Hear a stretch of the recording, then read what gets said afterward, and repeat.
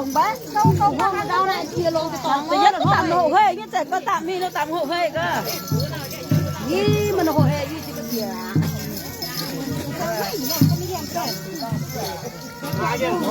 đi cẩn thận Hương nhá. Phía xe đây con.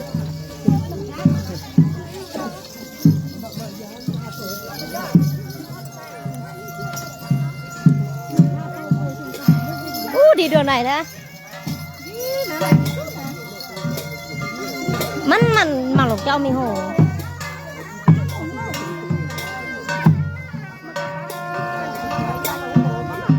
Cho năm bé tiền huyết chúng là mình tỏ.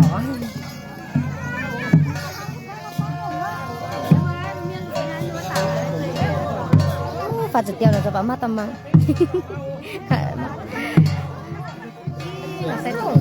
Em rau đỏ ở Lào Cai nhá.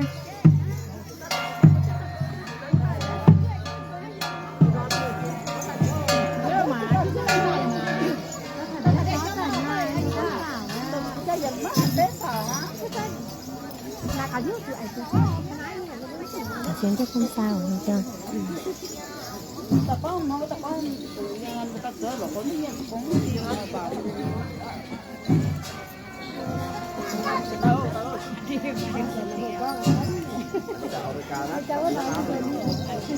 Giờ đẹp vào nhà rồi, sắp hết giờ.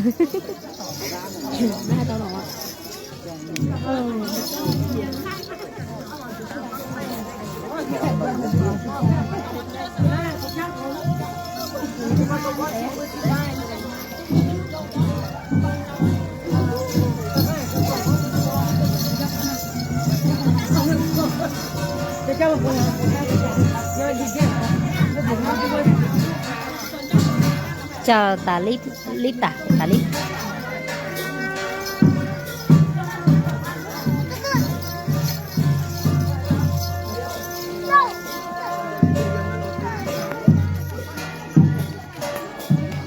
Xem cô dâu vào nhà tí nhé.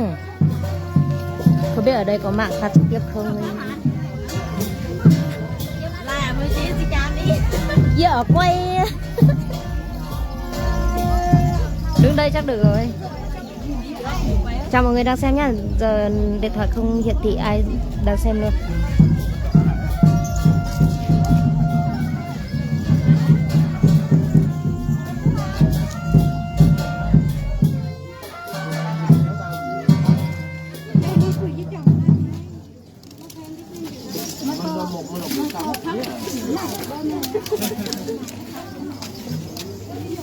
Bà tả lít bảo gì nhỉ?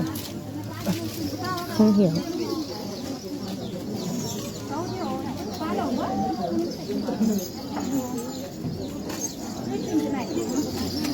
Ở thôn em chị ơi.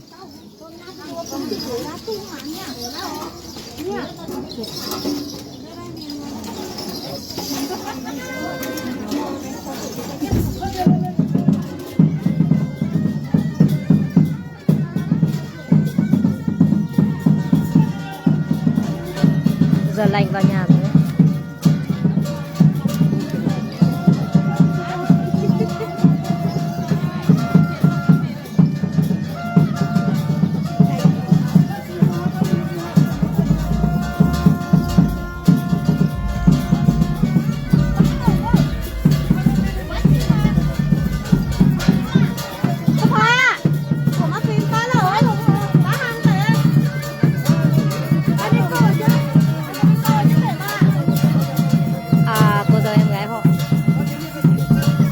Em chỉ có cưới lần thứ hai là em không cưới thôi. Nhà quê phủ ấy. Em ra tàu Cao Đỏ ở Lào Cai anh nhé.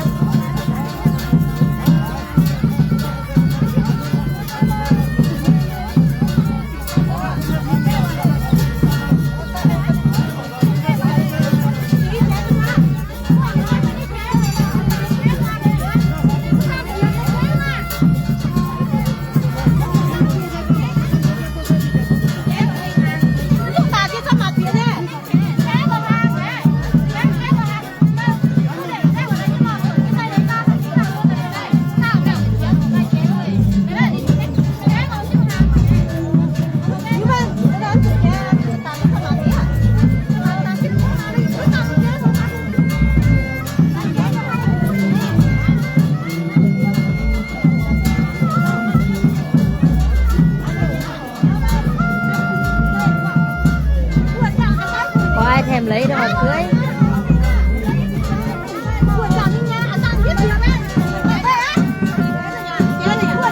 Cô dâu đây nhá, cô dâu đang bước vào cửa nhà chồng.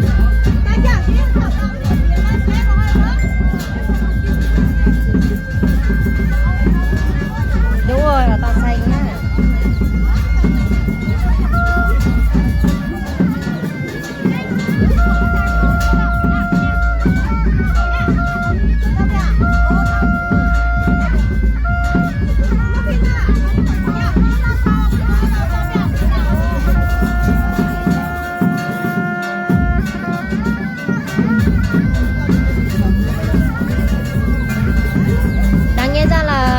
Vừa mấy 10 giờ là vào nhà rồi, nhưng mà cô dâu đến muộn nên là phải mặc quần áo các kiểu, nên đến giờ này mới vào.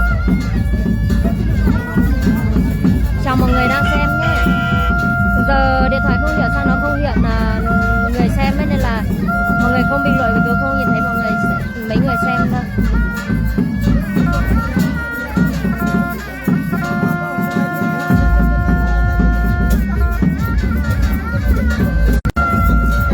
Mạng hơi kém nên là tôi không quay được mấy.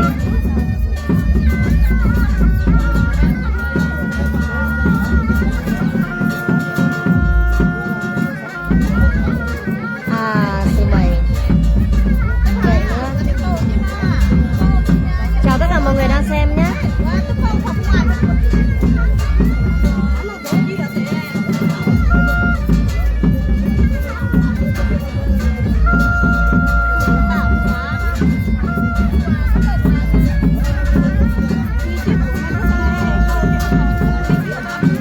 Người giao bên chỗ khác thì không biết, nhưng mà người giao bên mình là hay có cái kiểu mà lúc mà sắp bước vào nhà chồng ấy, bước vào cửa ấy, nên là phải đọc cái sách này.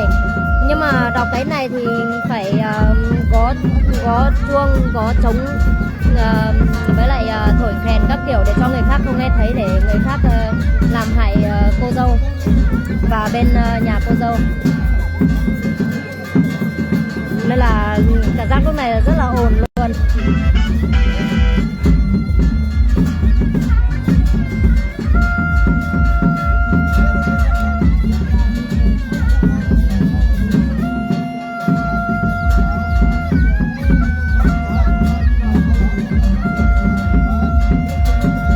Đám cưới ở Tàu Xanh nhé, Tàu Xanh Bát Sát, Lào Cai.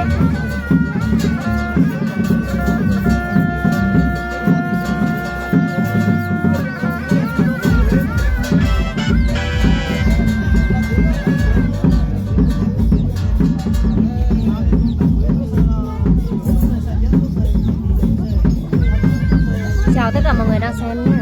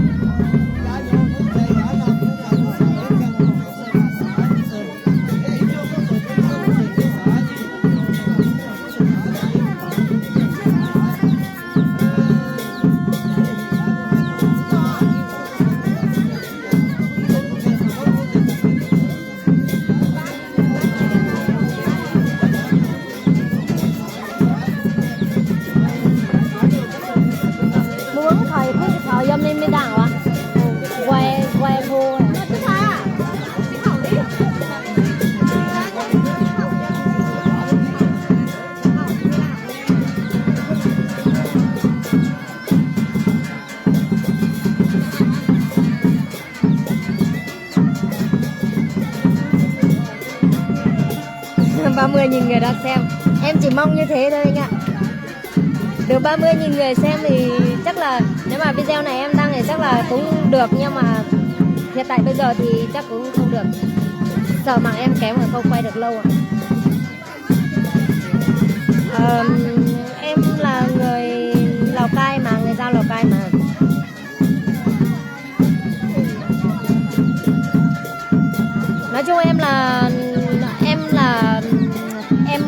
của cái nhà này, nên là em đến dự đám cưới thôi chứ em không phải là phù dâu.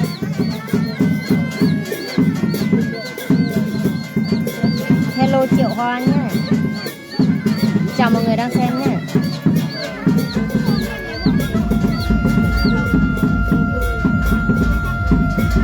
Người bên mình có cái kiểu mà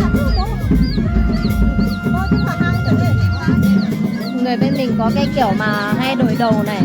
Đầu này ấy thì cúng to cúng nặng nên là phải giữ chắc vào. Nếu mà đầu này là rơi thì nghe nói phong tục là đầu này rơi là làm không nên người nữa.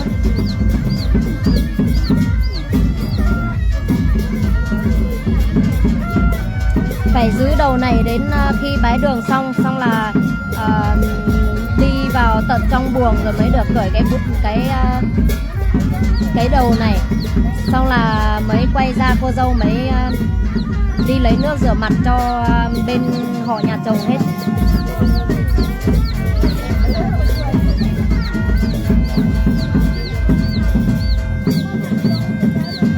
Tí nữa uống nha anh dòng nhật ký ơi.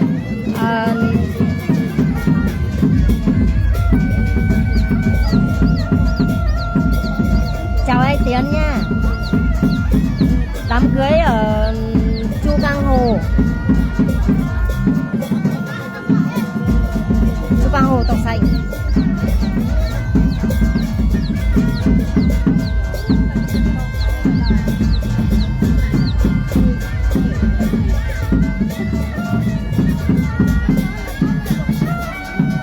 Thôi một tí vào trong nhà. Trong nhà có rất là nhiều người đẹp luôn.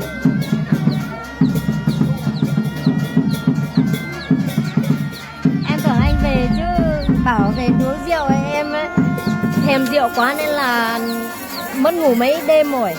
Nên là sáng rồi chạy về không kịp. Đám cưới ở Tàu Sành nhá, Tàu Sành Bát Sát nhá.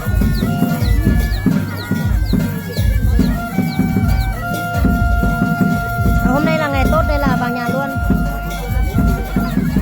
Thì em từng lấy chồng rồi nên là phải biết chứ không thì sao biết được.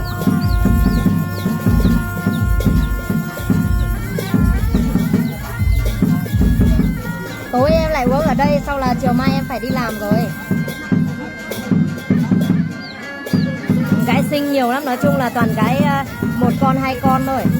Còn gái chưa chồng thì cũng ít lắm bây giờ ấy.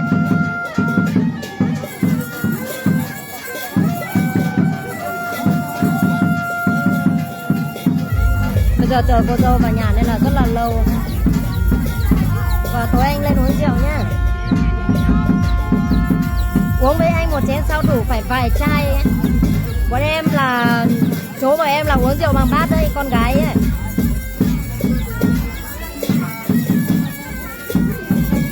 Từ từ đã.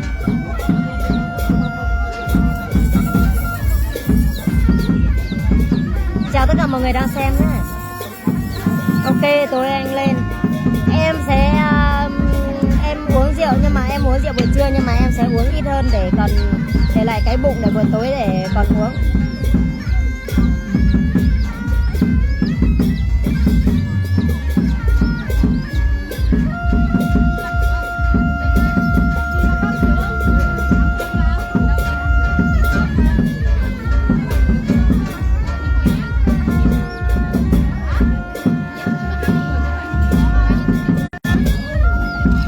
Hơi kém nên là mọi người thông cảm. Tàu Sành anh đến một lần. Tối lại quẩy chứ em. Tất nhiên tối lại quẩy thôi. Phải uống rượu say ra phải quẩy hết nhạc con vẫn chưa về ấy. Ok, vài bát cũng được. Chào tất cả mọi người đang xem nhé. Mà kém quá mọi người thông cảm nhé. Phải say rồi chị ơi. Tối lên uống rượu nhá. Sao mà bốc phét được, người ta sống thế nào thì nói thế thôi. Đang làm lễ này.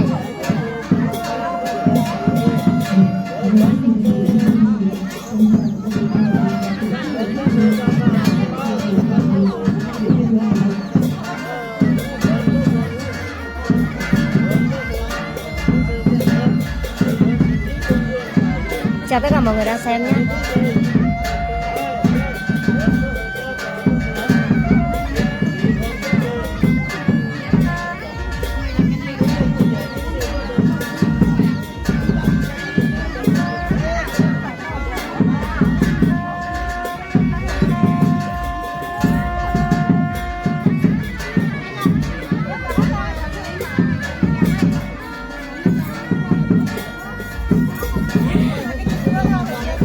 Không để ý.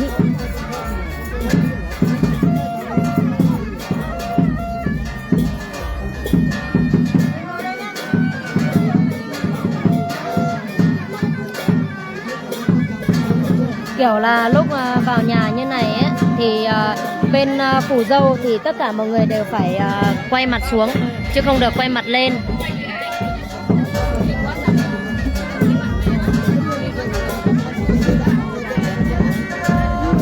Không được quay mặt hướng vào nhà, phải quay mặt xuống dưới.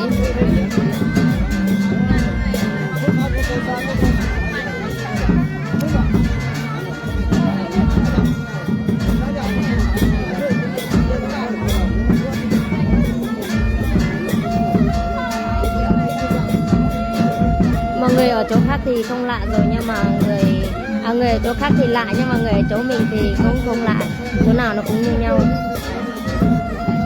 Đúng rồi, ở chỗ em anh ạ, ở Tòng Sành ấy. Đúng rồi, anh trai này rất là trẻ luôn, thầy cũng rất là trẻ luôn. Anh ấy thì không biết sinh năm 90 hay sao. Hay sinh năm bao nhiêu cũng không biết, nhưng mà anh trai này ở Sông Trải rất là trẻ luôn.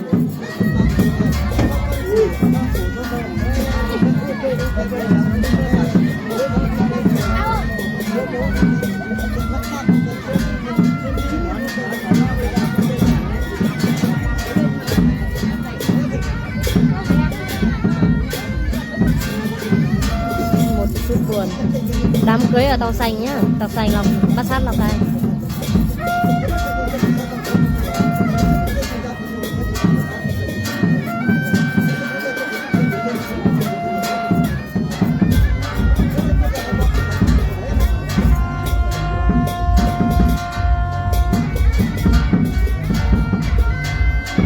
Đúng rồi, anh này ở Trung Trải.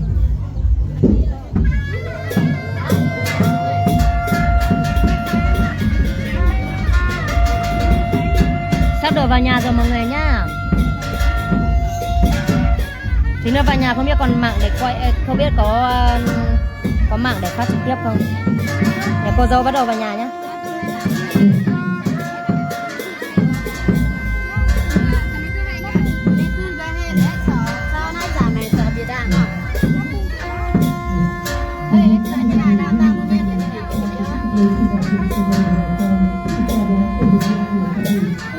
Trước khi vào nhà là tháo dép vào, không được mang dép vào nhà nhé, cô dâu ấy.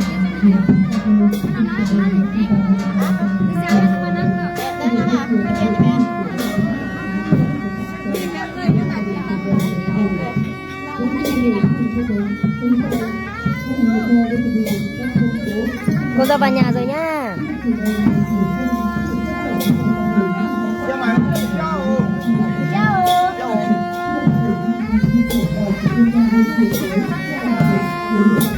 Trong nhà rất là đông người luôn. Đám nhà quầy phủ nhá.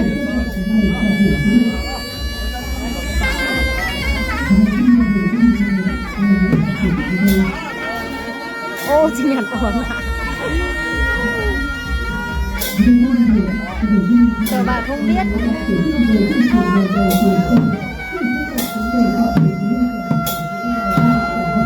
Cô dâu ở Bản Khoang này.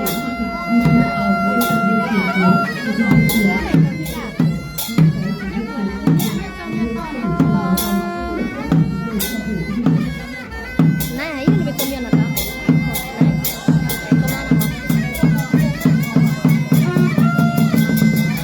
Lebih buang.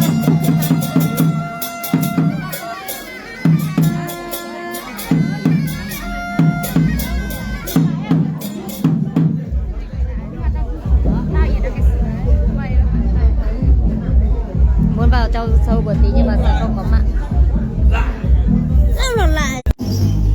Mà kém có phải vào trong nhà và ra ngoài nhà để bắt mạng. Thank you mọi người.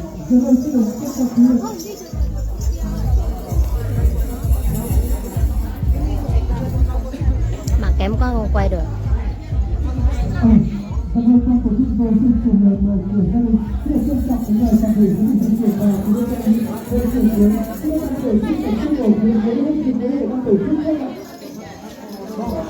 Bây giờ đã vào ăn rồi sao? Chào mọi người đang xem nhé.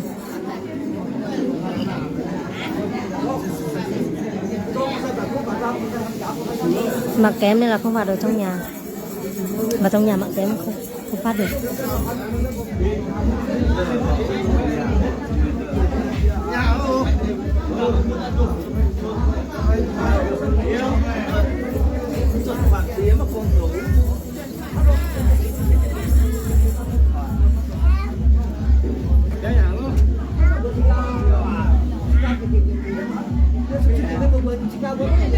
Ở tàu xanh bắt xa Lào Cai nhá.